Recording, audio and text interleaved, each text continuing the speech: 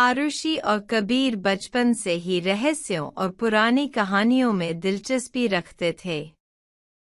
उनके शहर के बाहर एक पुराना लाल रंग का मकान था जिसे सब रेड हाउस कहते थे।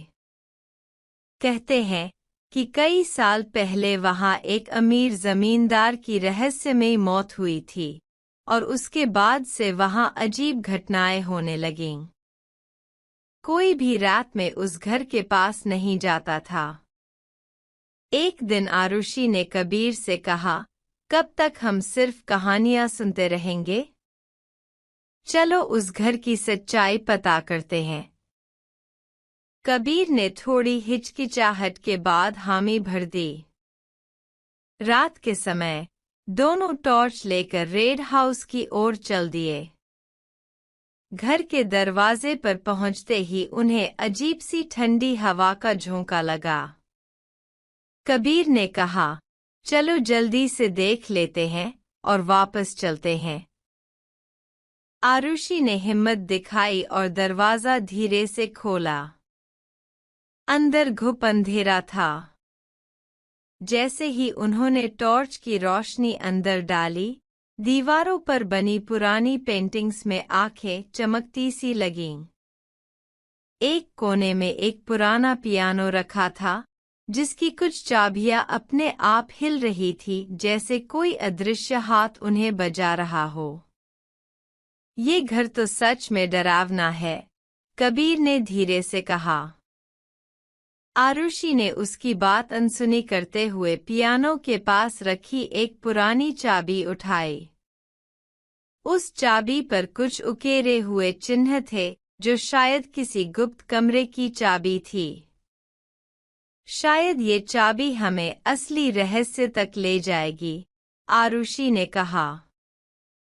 लेकिन जैसे ही उन्होंने चाबी उठाई, कमरे में चारों तरफ से दरवाजे अपने आप बंद हो गए और पियानो की धुन और भी डरावनी हो गई। अब दोनों को इस रेड हाउस के रहस्य को सुलझाना था और बाहर निकलने का रास्ता ढूंढना था। चाबी हाथ में लेकर आरुषि ने चारों ओर देखा।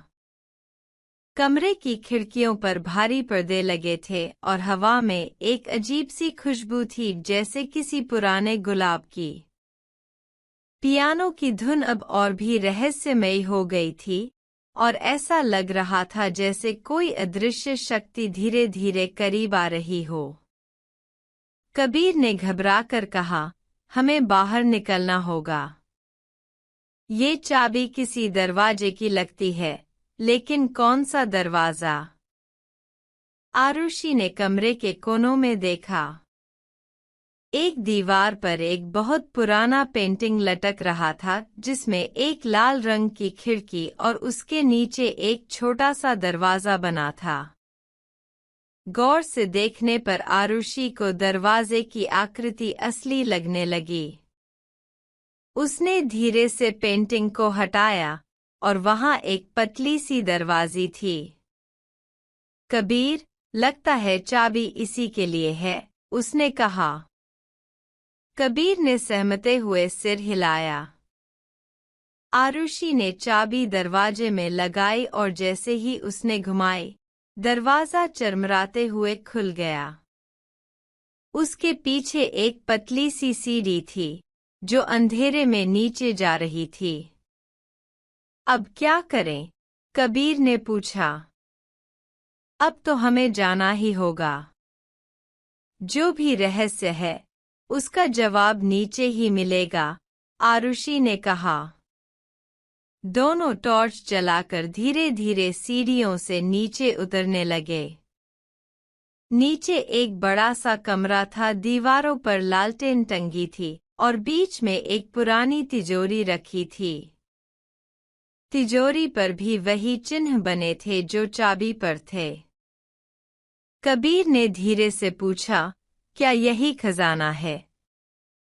आरुषि ने तिजोरी की चाबी घुमाई और तिजोरी खुल गई।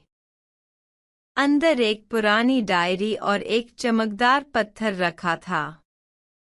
डायरी के पहले पन्ने पर लिखा था, जिसने ये तिजोरी खोली है वो अब इस रहस्य का रक्षक बनेगा। ये पत्थर साधारण नहीं, इसमें उस रहस्यमयी शक्ति का राज छुपा है जिसने इस घर को बांध रखा है। इसे सही जगह रखोगे तो घर का श्राप टूट जाएगा, वरना तुम भी इस रहस्य में फंस जाओगे। आरुषि और कबीर ने एक दूसरे की ओर देखा। अब उनके पास दो रास्ते थे, या तो पत्थर को वापस रखकर घर का श्राप खत्म करें, या इसे ले जाकर इसके पीछे की गहराई और ताकत को जानें।